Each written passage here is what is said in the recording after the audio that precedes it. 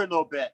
So I actually was fortunate enough to move up to Tomball with my wife and my kids back in March. So we Okay, no so longer not live down in south. downtown Houston. So the closest course to home is Wynwood. I live about 10 minutes away. So I have been spending a lot of time there. I was preparing for this tournament for quite a while. It meant a lot to me because of the location and my personal faith, and why I play the game of disc golf. I'm always just trying to um, basically just project the image of Jesus onto the track.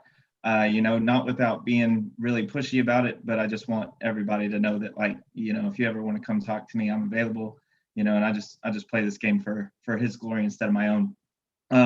But I was talking to some friends. We were looking at the weather, knowing it was going to be just absolutely horrendous. And it was funny because the day before, I finally had some time to sit down and watch the first round coverage of DDO. And I was like, you know what? If Calvin Heimberg can shoot 14 down in pouring down rain, I can go out there to Wynwood and I can do my best in these conditions as well. So that was kind of my motivation, my thought process going in. And that morning I woke up, had a good breakfast, made sure that my bag had everything I needed. I had my chalk, I had towels, I didn't have an umbrella actually. Shout out to Matt Jewett. His umbrella literally saved my first round and probably was the reason that I shot so well, because I was able to keep my bag dry. And then AP was so kind as to let me borrow his when Matt's backup umbrella broke on me in the second round. So yeah, a lot of love from the field. These guys are awesome, and I probably wouldn't have been able to do it without their help. So yeah. Well, AP is definitely a wonderful person. We know him personally from up here in the north, and we play with him many times. And like I said, work with him with the Northside Chain Gang. But now that you're up here in the Tomball area, you are around a lot of great players. Is there a group of guys that you play with on a regular basis up in this area now? So actually, that's something that my wife has been telling me. Hey, you need to start playing with some guys that, because I spend time with guys who kind of, that I'm kind of bringing up. I got a couple of guys that I spend a lot of time with that I'm trying to elevate their game. But one thing that I have been lacking is people who can elevate my game. And actually, I had the very fortunate occurrence to be able to go out and play around at Wynwood with AP and Freddie the very day before. And that was something I've been wanting to do for a long time. My game has been a struggle for the first quarter of this year. And I knew that I needed to get into a mindset where I'm constantly in that competition mindset if I'm going to elevate my game, and to be able to go out there, play a casual round with two of what many people believe are some of the greatest players in the city in the MPO bracket was absolutely amazing. Getting to watch Freddie's sidearm approach shots and getting to see those long 80-foot drains that AP is deadly from anywhere on the green. And it doesn't matter if it's circle one and circle two.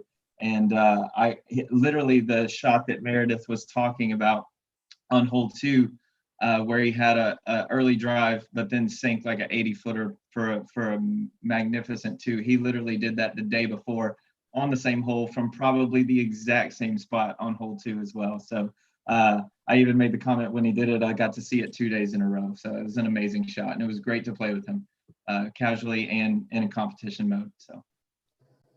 Wow, yeah. And I've had both of those two players right there. There's something to watch. You can learn something from them. They're willing to give. The information always flows. They're very, very positive as well, which is, as you know as well as I do, sometimes you don't always find those kind of really high-end competitors who have that type of personality, let's just say, so giving, so nice, so friendly. But definitely those two are two of the ones that we have. I know David, I wish he'd get off that mute here in a second, but I know he's got a couple questions for you as well, because if anyone understands that competition, the head frame, it'd be him. What you got, David? A couple of things that I was thinking of. First of all, just to acknowledge your talent, and to be able to throw with both hands is incredible. And I too watched a lot of the DDO, and then I just kind of let it roll into some other skin stuff. I just kind of let the YouTube play for me, whatever it would. and a lot of the top players in there, and hearing them mic'd up in their practice rounds and stuff like that. It's really there's so much to learn from it. And to be there in person, like you said, playing with Freddie and AP, playing with guys like that, there's this kind of this thing that happens, this morphosis, that gets into you when you play. I know that when I played with Tanner, the next few days my flick game is better, and it's not anything technically that I asked him. It's just something kind of osmosis. It just sort of seeps into you, and that sort of winning mentality seeps in. But it sounds like you kind of grabbed the early lead and hung on. According to your rating, it looks like you just kind of squeaked in just enough to make it happen. How'd you feel about your second round? Did you feel like you were going to win it, or were you kind of like shaky? So, I mean, I felt like I had a pretty comfortable lead going into the second round, but I knew that I couldn't ever count AP out at any point during the round. I told myself, this is not a victory lap. Keep your foot on the gas. And I went out there and gave it everything I could. My putting inside the circle was severely lacking in the second round. And I was kind of disappointed in that.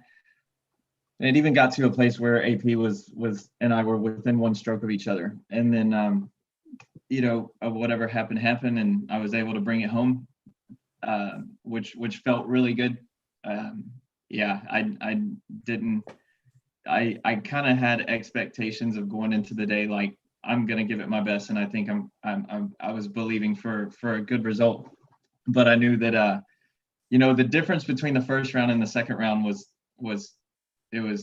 night and day. The first round we're just out there, we're all having a good time, making the best of the situation, and just enjoying the game.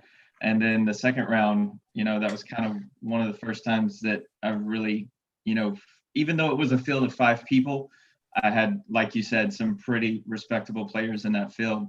And it was the pressure. I felt like, okay, this is a learning experience. I'm learning how to play from a position of pressure. And can I focus on my game instead of trying to, one thing I told myself I was not going to do, I'm not going to look at the live scores.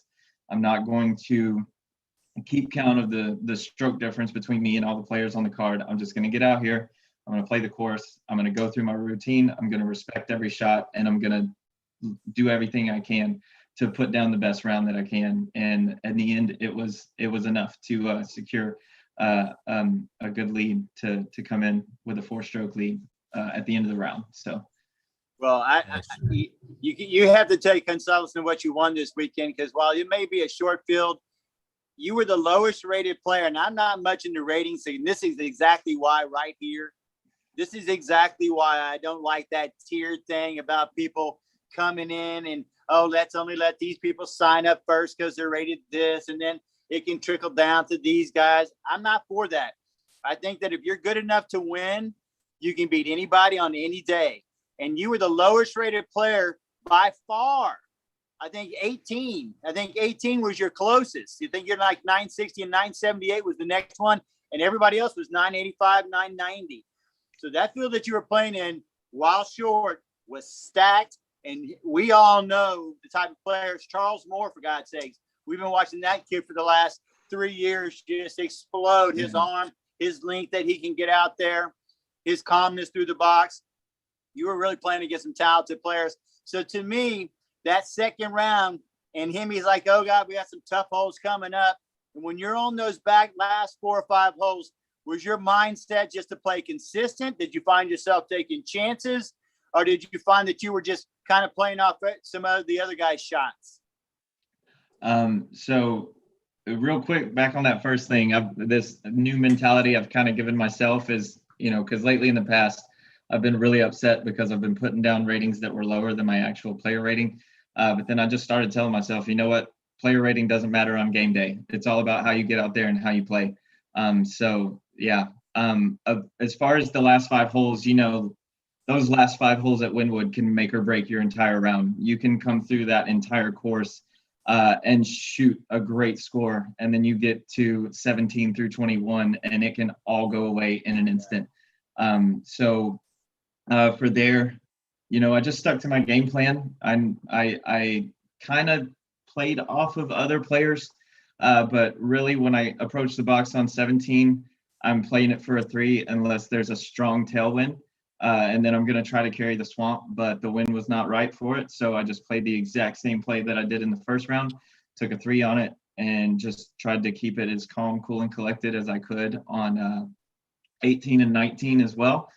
And then 20, stick the island. Unfortunately, I was able to stick the island in both rounds, but I was not able to get the birdie because, ask any of the guys on the card, when we got to hole 20, it was the stiffest headwind I've ever played in a sanctioned event in my life. It was absolutely ridiculous. How the shortest hole, or one of the shortest holes on the course with no obstacles whatsoever, probably played as one of the hardest holes on the day. If you look at the averages, it was absolutely nuts. That's and a then tiny island, by the yeah. way. And then on hole 21, at that point, I knew what the outcome was. So I was just like, let's shake hands and enjoy the last hole. And once again, AP from about 90 feet just sunk it right in the bucket for the only, actually James had a 2, but he parked it. So AP's 2 was way cooler. But yeah, like I said, he's deadly from anywhere. And it was great to play with those guys. It was the first time I played with AP since Texas State's in 2017. And it was the first time I got to play with Charlie. And his form is so smooth. And watching him throw is a sight to see. So that was a pleasure for me, finally getting to meet him officially in a sanctioned event and watch him play. And that he's going to do amazing things with disc golf. So, yeah. Yeah, with Freddie and AP and Charlie, they're so calm while they play. Their personalities, their personalities are kind of how like they throw. Very calm, very smooth, very relaxed, very easy. And that's a great group. Those 3 right there. And shout out to Kurt too. Kurt's a really cool guy to play with. Yes. I'm so sorry. Of course. Yeah, of course. I'm trying to leave Kirk out. Yeah, I've known Kirk for a while. We used to be fellow River Grovers back in the day, and Kirk, any given day, is always a threat. And got to play around with him at Moffett during league, and love playing with the guy. Always fun to watch, and a great guy to play disc golf with as well. Well, I know that you like to, go on about your spiritual life, and I wanted to give you that opportunity with this next question. A lot of the sports psychology books I read tend to gravitate towards gratitude, and kind of right off the bat, how important do you think is that, having that attitude of gratitude in disc golf? Yeah, that attitude of gratitude is and not in a bad way, but it's kind of like a churchy phrase, but there actually is something about walking around with a thankful heart. I have over 2020, I had some physical issues with my lower back, and I really wasn't able to play as much as I wanted to. But there's been multiple times where I've had to stop playing because of an injury or something happened. And one thing I learned as I look back through the past is I always came back and did greater things on the disc golf course than I did before that injury. And I said, this is going to be no different. I'm going to come back, I'm going to do my best, and I'm going to do greater things. I'm thankful for the opportunity to play, thankful for the work that all the Houston disc golf guys put in at Wynwood. I think that course looks better than it ever has in its entire history. It's just an amazing, beautiful course to look at, and just thankful, like I said, for the opportunity to play, because there's so many people who just can't, and to be able to get out there, to be able to afford to enter a tournament, to be able to compete on that level and bring home a win, and do it for his glory is all that I could ask for. I'm super thankful for my wife. We're a one-income family right now, although I did pass my my real estate exam today, so that's only for a little while longer. But my wife has been so supportive, and she, bought me some dope disc golf wear, and has just been completely there for us as a provider since the COVID-19 pandemic kind of killed my job as a waiter.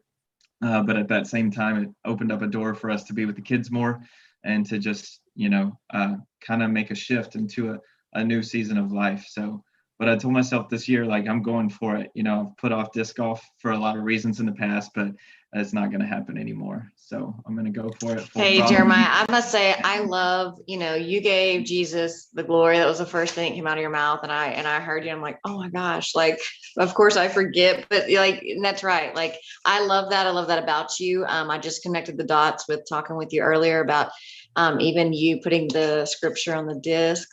So thank you for spreading the good news and loving people just like God intends us to do and giving him the glory. Like, I love it. Inspiring. Yeah, absolutely.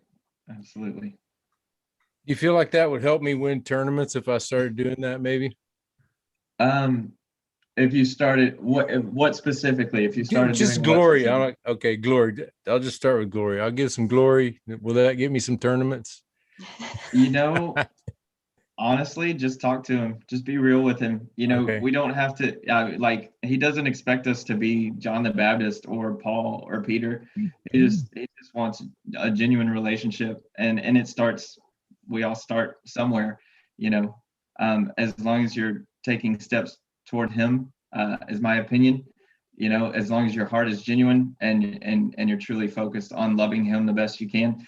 His love is greater than anything we could imagine. So, I know we get down on ourselves a lot. I'm a very imperfect person. I've got a lot of, skeletons in my closet, but all I know at the end of the day is he loves me and he loves watching me play. So that's why I do it for him. So, yeah. Awesome. Good answer. Well, JT, you got something else in me before we close? No, I just wanted to say that, just from my perspective, JT was always a threat. Anytime he was going to be, in the field, I knew that, you got that in you, especially certain courses. And I guess the finish of Wynwood, it helps to be a lefty, I think, Absolutely. 19, 20, those two right there, specifically, Yeah. those two, I think, For sure. depending on the wind. But anyway, congratulations, JT, and thank you so much for coming on and talking with us. I wanted to tonight have like a little section where we interact with and get a question from our feed, but it looks like we've lost our Facebook connection. So we'll do that next time. We'll get some questions from people watching. Oh, what you got there? We're going to be giving away a couple of things this evening. That's just one that he's going to give away. But before we let him go, I definitely wanted to see if you have. It was wonderful what you said about your wife, because I think that both Hemi, myself, and Mary with her husband, Matt with his wife, everybody on our show, Chrissy and her husband as well. I mean, we realize that we can't do this alone, and we're very fortunate. I mean, even this show, David and I have noticed, the time and the effort that it has taken us away from, our family and wives is amazing, but to have their support is incredible. I loved hearing that from you as well. And, the more people understand it takes two, to get through what we do, it'll definitely benefit you. But do you have anybody else that you'd like to shout out, or any sponsors or thank yous, or, that you'd like to give before we go? Of course, all glory to the Father. Jesus is my sponsor. Make Jesus famous. That's why I play. My wife, of course. And I'd like to thank Gorilla, but they haven't asked me to play for them yet. So maybe that'll happen one day. Well, we do have two members on our Fling Show team that are with Gorilla. You don't know how we have to give him a little insight there. But once again, thank you so much. Incredible job this weekend. You beat a great field and under really great, horrible conditions, but great job this weekend. And thank you for coming on as well. Absolutely. Win number 10. Let y'all know I'm all about vintage Innova. I think it's the best plastic in the world. So this week, to contribute, I'm giving away a Star Orc, brand new. Still got the storage tab on it and everything. 165. These things are money. And also the verse on the back. I've only had one person ever give me a disc with a Bible verse on it, and that was Meredith's husband, Sean. He put numbers 24 through 26 on it, and it's in my bag right now, and it is one of my go-to fairway drivers. First TL I've ever had, and I absolutely love it. and it has flight numbers on it. That's how much I love it. I'm throwing it with flight numbers on it. So anyways, I put that same verse on the back of this disc right here. So I'll get in touch with one of y'all and I'll find a way to get this to you, and y'all can give this away to a lucky winner this week. Thanks for having me, guys. Really All right, appreciate it. JT. Yeah, thank you, thanks, sir. JT. you. Congratulations. Thank you. Way to go. Absolutely. Way to go. And following that, we need to go ahead and announce our last week's winner, Mr. Himilan. Beautiful design that we have right now, right here for the winner of last week is we need to have that saying, that comfortable saying, like I like to say, hey, don't let that tree get in the way of a good shot, things like that.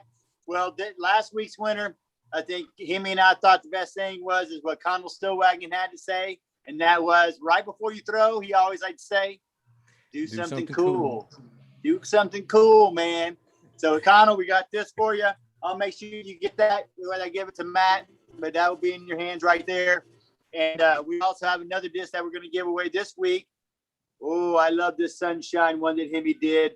I almost got a little red. Oh, it's pretty. I mean, that's pretty. So here at the end of the show, we were going to do it by comments. We can't really figure it out yet, but we do have some more giveaways for you guys that we will get to here shortly. But until then, hey, Meredith, this weekend, it's huge. We got something big. What's the news? Oh my gosh, it is Women's Global Event. So this is a bi-yearly, worldwide, women's only. It's part of the biggest thing that the world has going on to promote disc golf for women. Because it's a competition against whoever you play with that day, but you're also competing with your rating against the world, no matter if you're a PDGA player or not. So it's such a beautiful event. So with that said, that's next week. I'll be helping host our local one here, and then our other Christie Fountain in the Austin area is helping host theirs. And I'm so excited to recap that. So right now I'm just making sure to dot my I's, cross my T's, and say a little prayer for me, because oh my gosh, I just care so much. I'm just like anxiety ridden, but it's going to be great. I have so much great support. So we have that coming up. Chick Station Chains, we have our last week this week. Feel free to come out and just play with us. And obviously you wouldn't pay because it wouldn't count, but just get a feel. Next week we start at McDade, but this time it'll be a sanctioned 6-week league. So get in. It's only $20 for 6 weeks. Really. It's so much fun. Great. Yeah.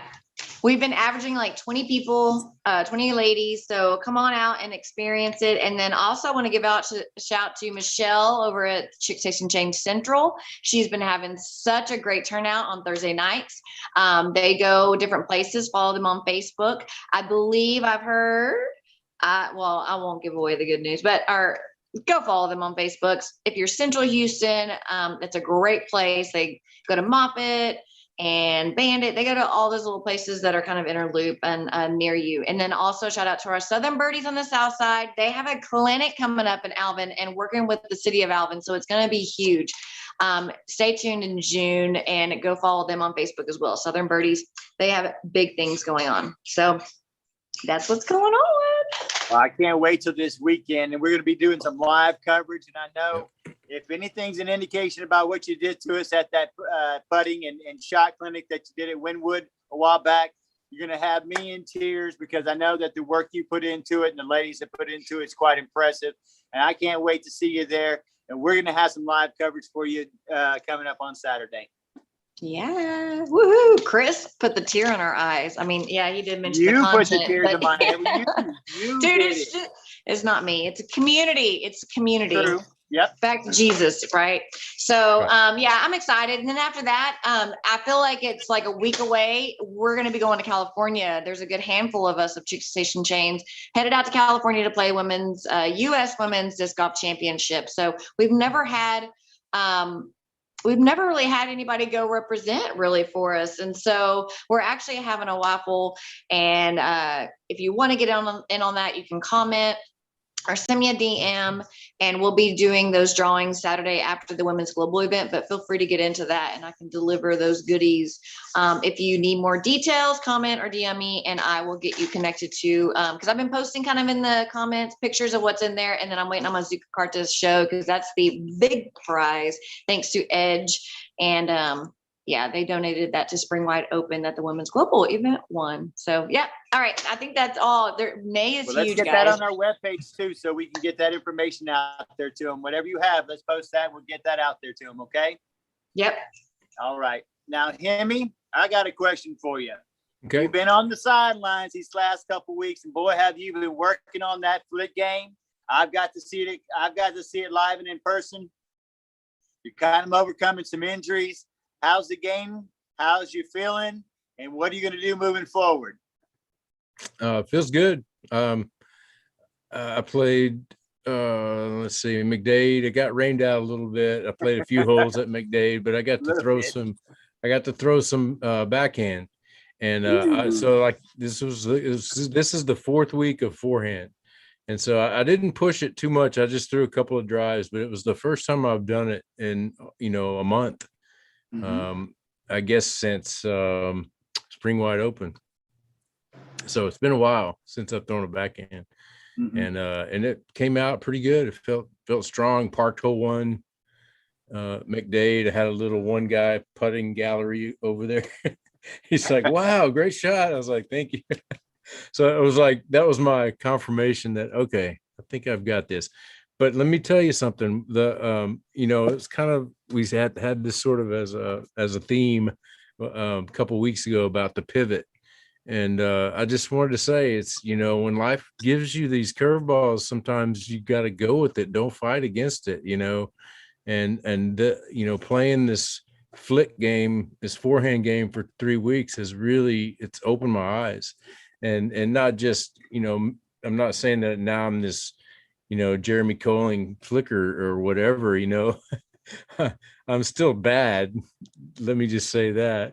But in doing that, it forced me to be in positions where I was always out of position. So I was always had to scramble or make big putts, or I shot a one down. I sent that to Chris. I'm always sending him my little highlights, and I shot a one down at Little E, throwing only forehand. So that was 4-5 strokes better than I did at Ted's big fiasco. I mean, adventure. Bill and Ted's fiasco.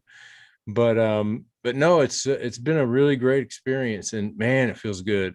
Finally, have you been incorporating that mental part of it that we've been talking about, where you're kind of letting it go and you're not taking the stress with you? Yeah, I'm studying it for you. Well, I'm studying. I'm watching a lot of Jomez and a lot of post coverage and live coverage, and just kind of like diving into the pros and how they get it to come out so fluidly. And I've always, like you said, it always looks like I'm kind of like struggling with it, and or making it harder than it should be.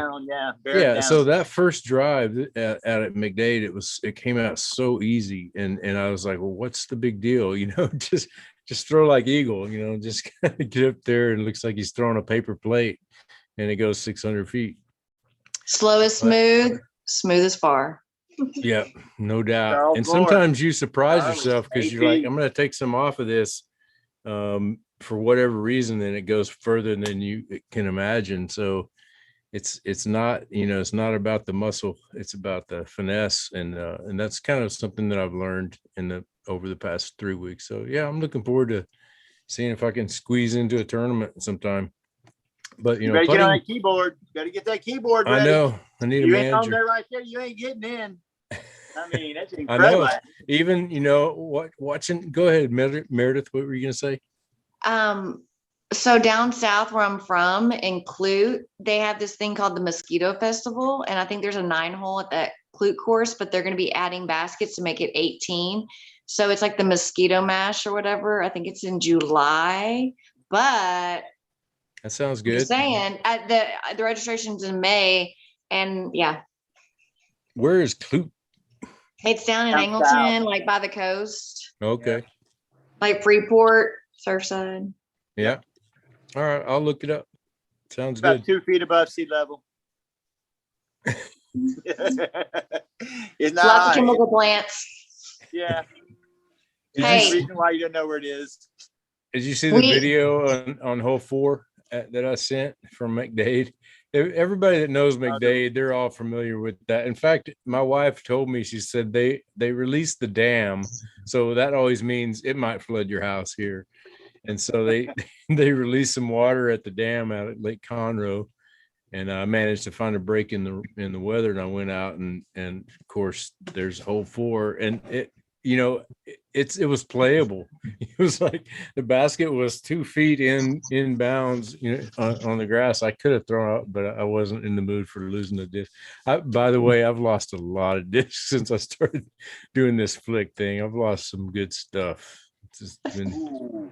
yeah, it's been pretty sad. But Ah. hey, hole 5 at McDade was spectacular with that added river running across half of the fairway. Made for a really good hole. But anyway, it's good to get out. You know, it's good to be out. I was kind of like wanting to. I felt the pull to be there with you guys, Meredith, and to just see it all go down. I had some stuff come up where I wasn't able to make it out, but congratulations again, Meredith. Proud of you. Good job. Thank Keep you it so going. much. How many is that now? Are you counting? Oh, that's what I'm saying. Like, I don't remember if I've had an FPO win. I mean, I might have. I just, since 2018, when I moved up, I'm just usually not winning ever. So, you know, I mean, and it was a small field. It was me and Haley. Me and Haley battle back and forth. Like, we battle. Like, she was one of the first FPOs for me to play against, and she whooped up on me. It was her and Courtney Cannon.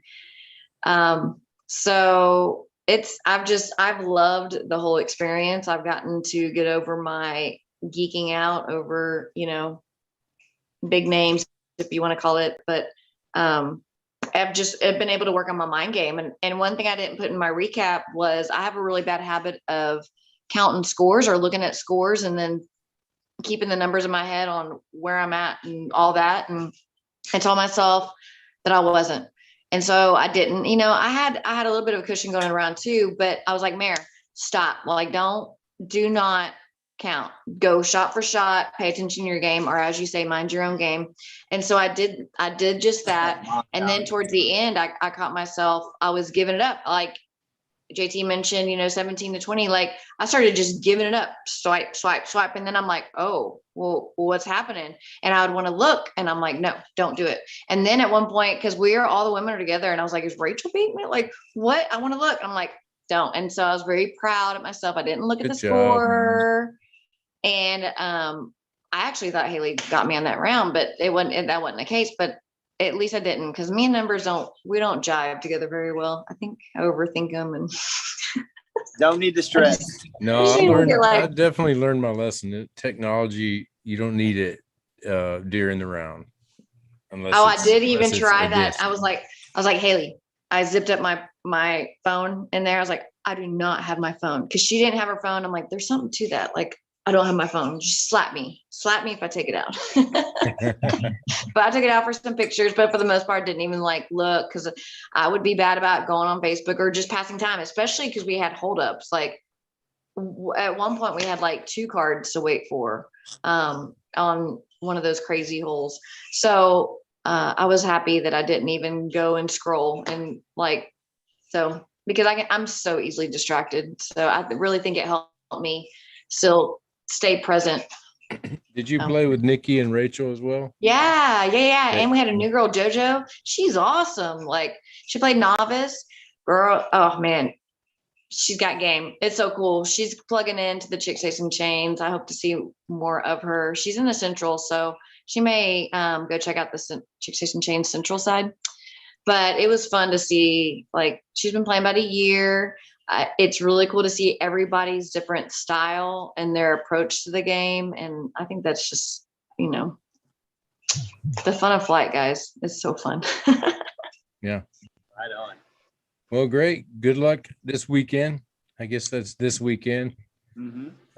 Not even thinking of- Saturday. Yeah, I compete, but I'm like more so focused on getting everything done. So. Right. Yeah. Well, you Good got our job. help. Yep. So if you need anything, let us know. Sweet. All right. Well, good luck. Can't wait till this weekend. Get y'all some live coverage.